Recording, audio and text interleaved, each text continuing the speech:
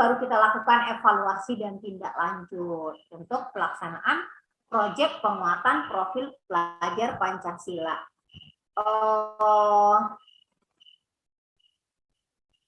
Jadi hal-hal yang perlu Bapak Ibu lakukan atau yang perlu Bapak Ibu perhatikan dalam melakukan evaluasi implementasi proyek ini, yang pertama, evaluasi implementasi proyek itu harus bersifat menyeluruh, kemudian fokus pada proses, jadi bukan hasilnya ya Bapak Ibu. Jadi jangan kalau proyek seperti kita pelaksanaannya, jangan ujuk-ujuk kita bukan ujuk-ujuk apa ya, tiba-tiba kita langsung, karena misalnya kita mau temanya kewirausahaan, langsung kita buat keterampilan ini, keterampilan itu. Kita harus tahap pengenalan masalah terlebih dahulu. Kemudian tahap pengenalan masalah, tahap selanjutnya, baru nanti kita sampaikan ke mereka bagaimana sih kewirausahaan itu, apa saja yang harus mereka ketahui, apa saja permasalahan yang berkaitan dengan kewirausahaan, barulah mereka melakukan beberapa aktivitas yang berkaitan dengan kewirausahaan. Jadi seperti itu. Jadi kita harus bisa prosesnya itu yang akan kita amati. Jadi bukan hanya hasil akhirnya. Benar.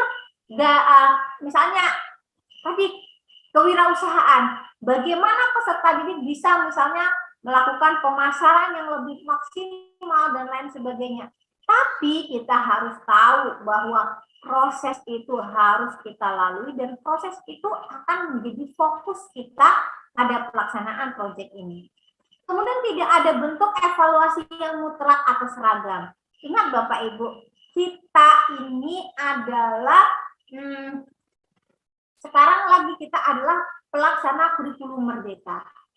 Keberagaman itu akan lebih indah Bapak Ibu. Jadi tidak ada yang namanya wajib seragam penilaiannya. Tidak. Teknik asesmen apapun yang Bapak Ibu lakukan, monggo silahkan. Mana yang menurut Bapak Ibu itu lebih cepat, ya silahkan pergunakan. Jadi intinya adalah proses yang kita lakukan itu sudah benar. Apapun misalnya asesmen atau evaluasi yang Bapak Ibu tempuh, itu enggak masalah karena kita tidak harus seragam. Bunga di taman kalau semua warnanya merah itu juga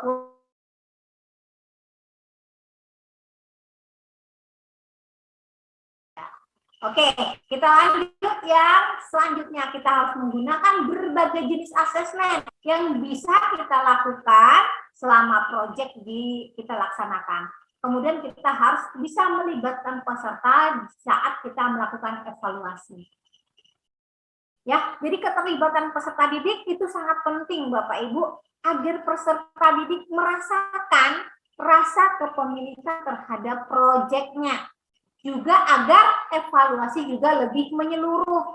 Jadi kita lebih tahu kenapa kendala anak yang tadi seperti ini. Jadi kita tidak hanya melihat bahwa ini kurang baik, kenapanya kita tidak tahu. Tapi kalau kita ajak mereka untuk melakukan evaluasi, maka mereka mungkin akan mencoba menyampaikan ada tempat-tempat yang mungkin terlepas dari amatan kita, terlepas dari pantauan kita, itu yang mungkin menjadi sebuah kendala. Jadi seperti itu Bapak Ibu.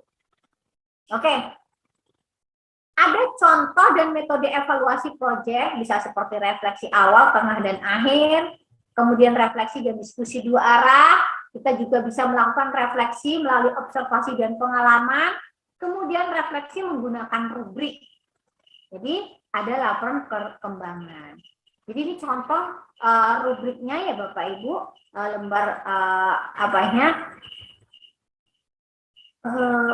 saya rasa untuk tindak lanjut ini sudah cukup sih Bapak Ibu.